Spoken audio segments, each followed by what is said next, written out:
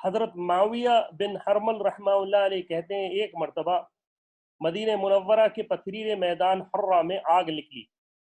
تو حضرت عمر رضی اللہ عنہ حضرت تمیم داری رضی اللہ عنہ کے پاس گئے اور ان سے فرمایا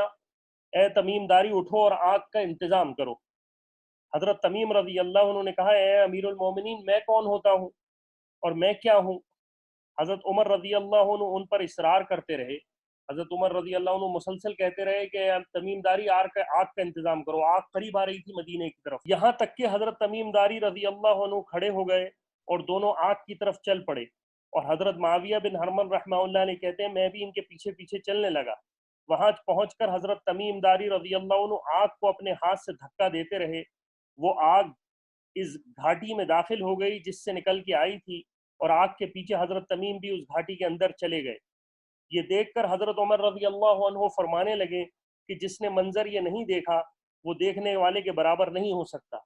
یعنی جس نے منظر یہ نہیں دیکھا وہ دیکھنے کے برابر اس نہیں ہو سکتا، کیونکہ اس کو دیکھ کر اس کا ایمان تازہ ہو جائے۔ یہ صحابہ رضی اللہ عنہ کے غیب کے واقعات ہیں کہ جو صحابہ رضی اللہ عنہ کو اللہ تعالیٰ نے دکھائے، اور دراصل ان کتابوں کو پڑھنے کا، اس تعلیم کا مقصد بھی یہی ہے کہ ہمارے اندر صحابہ کی محبت اور ان کی اتباع پیدا ہو، اور صحابہ سے تعلق اور محبت پیدا ہو۔